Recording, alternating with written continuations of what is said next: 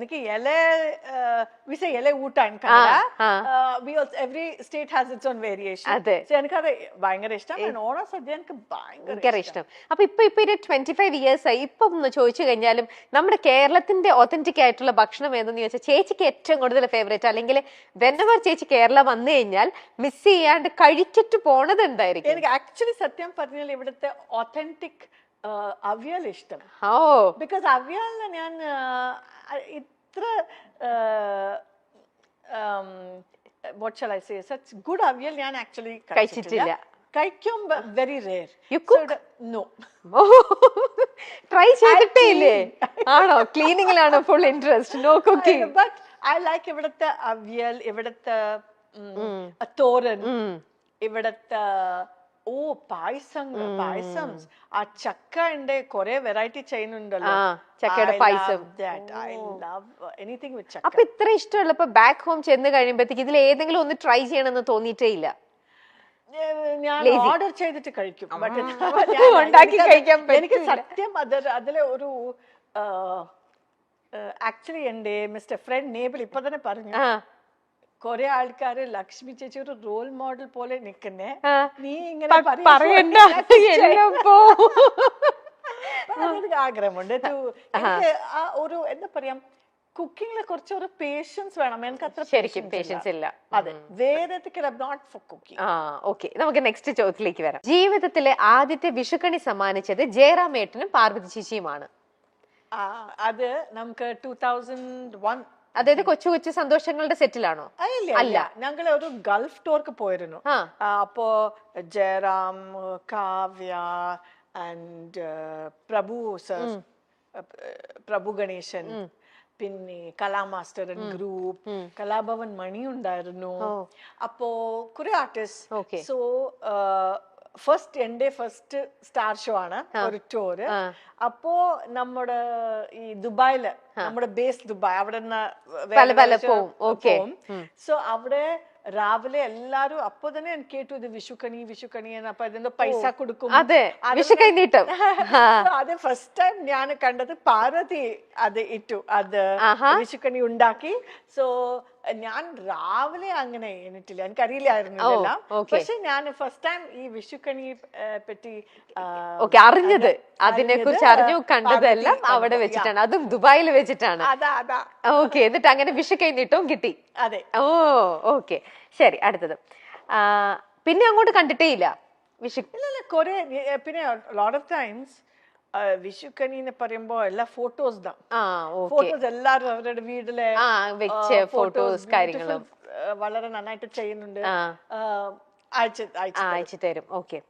അമ്മയാകുന്നതും കുട്ടികളെ വളർത്തലുമല്ല എന്റെ ജീവിതം എന്ന് തീരുമാനിച്ച സമയം?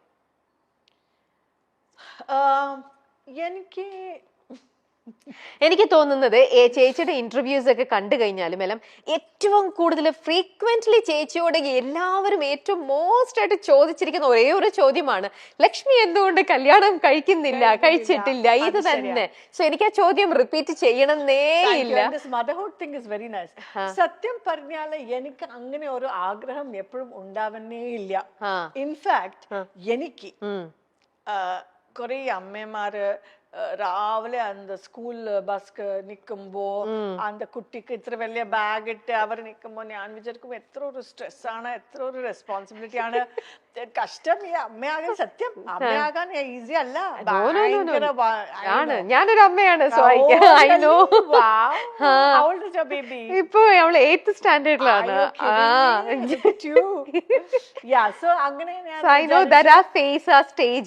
And you're always a mom, right? I used to see how my mother would worry for me every time. എനിക്ക് അങ്ങനെ ഒരു മെറ്റേർണൽ ഇൻസ്റ്റിങ്ക്റ്റ് എനിക്ക് ചില സ്ത്രീകൾക്ക് എപ്പോഴും അതൊരു ആഗ്രഹമാണ്, നമുക്കൊരു നമ്മുടെ സ്വന്തം ഒരു ഫാമിലി ഉണ്ടാക്കണം, കുട്ടികൾ ഉണ്ടാവണം. എനിക്കത് എപ്പോഴും എനിക്കത് അങ്ങനെ ഒരു ആഗ്രഹമേ ഇല്ല. പക്ഷെ ഞാൻ ചോദിക്കട്ടെ, ഇപ്പൊ ഇത്രയും ഇയേഴ്സ് ആയി ഇങ്ങനെ ചേച്ചിക്കും ഫ്രണ്ട്സും ഫാമിലിയിൽ എല്ലാവരും ആൾക്കാർ ഇങ്ങനെ ടുഗെദർ ആയിട്ട് അവരുടെ ഫാമിലി ആയിട്ടൊക്കെ നിൽക്കുന്നു, പക്ഷെ ചേച്ചി ഒരിക്കലും അത് അട്രാക്ട് ചെയ്തിട്ടില്ല എന്ന് ഇപ്പൊ യു ജസ്റ്റ് സെഡ് ഇറ്റ് അല്ലേ?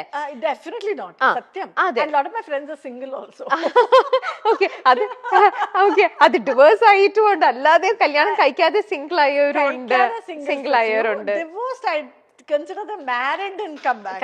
I have a lot of single women friends. Oh, okay. And not only that, and ഞാൻ എന്റെ കസിൻസിന്റെ കുട്ടികളെല്ലാം കാണുമ്പോ എനിക്ക് ഇഷ്ടം, കുട്ടികൾ എനിക്ക് ഭയങ്കര ഇഷ്ടം, കുട്ടികൾക്ക് എന്നെ ഭയങ്കര ഇഷ്ടം, അതെല്ലാം ഉണ്ട്.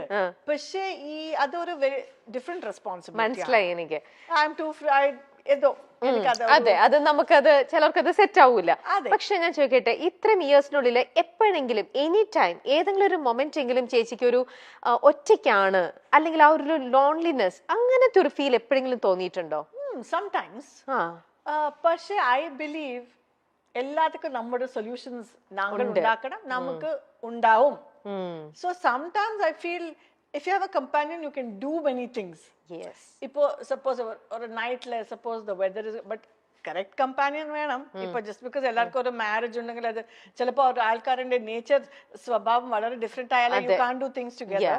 But sometimes say ഒരു നൈറ്റ് ഷോക്ക് പെട്ടെന്ന് ഇപ്പൊ പോവും, ഇല്ലെങ്കിൽ ഒരു ഡ്രൈവ് പോവും.